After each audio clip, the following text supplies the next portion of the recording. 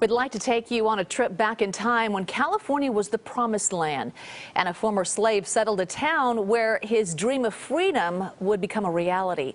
Well, that place still exists today. It's the town of Allensworth between Fresno and Bakersfield. It's now a state historic park. KPIX5's Kristen Ayers takes us on a tour.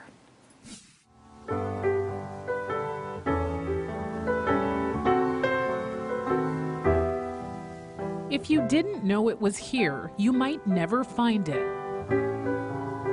This is Allensworth, a blink and you'll miss it former agricultural town, smack in the middle of California.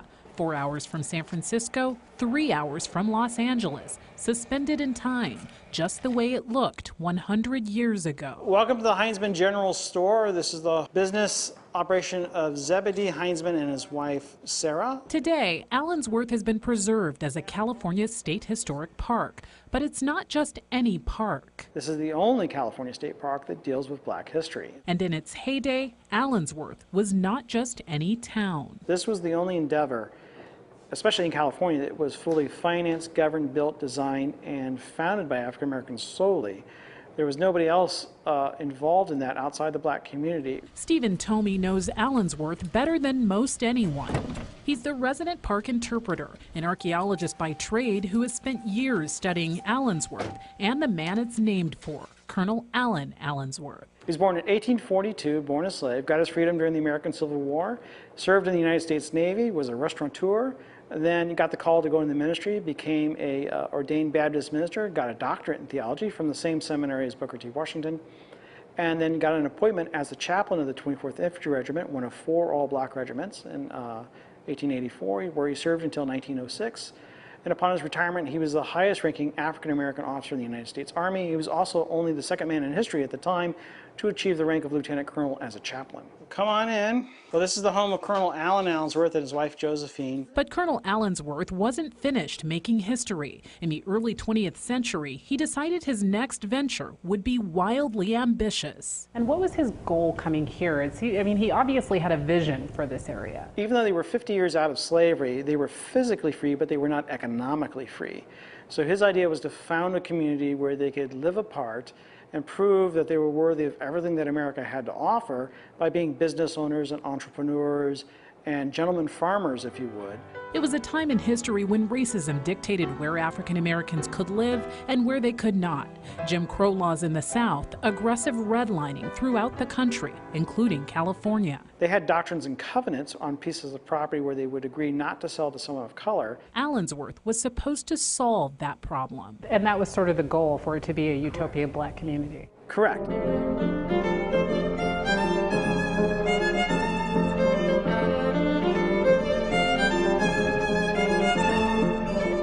From where we are right now, which is the town library, what can we see from here? What all are we looking at as far as the town? Well, across from us we can see the First Baptist Church. Off in the far distance off to the right, the brown building is the Phillips home. The light green building is the Colonel's home. There was a schoolhouse, a hotel, a general store. So overall, though, this is a small town, and this was kind of a quiet country life. Yeah, and it has its wonderful life kind of syndrome, where it is a small town, but everybody knows everybody else's business. You can't hide any secrets. But everyone looked out for each other too, to a point. They never had any serious crime in Allensworth during the historic period. They had a town constable. He only ever investigated 1 robbery, and the guy that got caught gave everything back.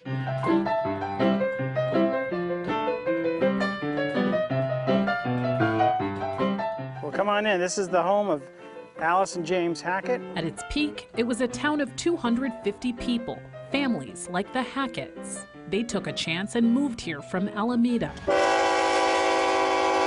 There were some conveniences in Allensworth. The Santa Fe Pacific Railroad line cut right through town. Colonel Allensworth hoped residents could live off the land, growing crops thanks to the Tulare Lake bed. But that was a crucial miscalculation. About a decade after the town was established, the water would dry up. The drought that happens in 1913, 1914, the railheads moved from Allensworth to Alpa right around that same time, 1913, 1914. The colonel was killed in 1914. Killed when he was hit by a motorcyclist. His death ended one of the colonel's greatest dreams for Allensworth. They lose their bid to build a black college here. They were going to build the Tuskegee to the west, this black polytechnical college.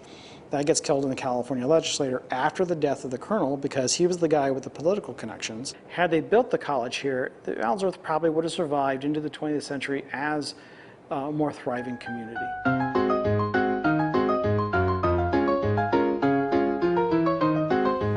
Allensworth's dream lasted several years. In 1915, the town was thriving.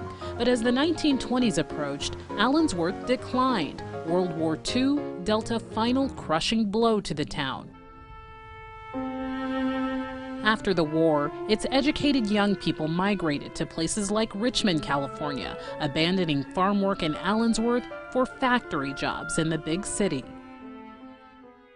Here we have some photographs of the colonel's daughters. It wasn't until the 1970s that it opened as a state park. It was restored back to its original glory. It's now in the National Registry of Historic Places.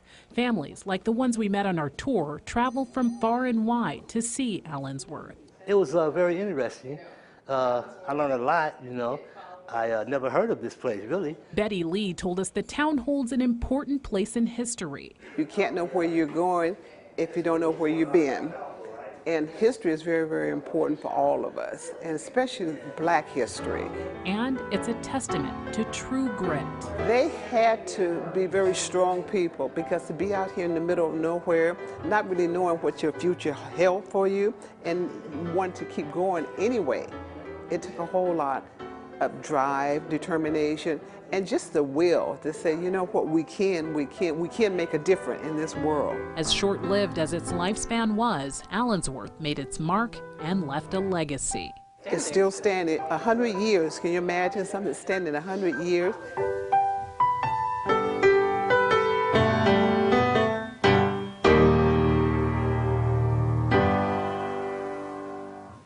That was Kristen Ayers reporting.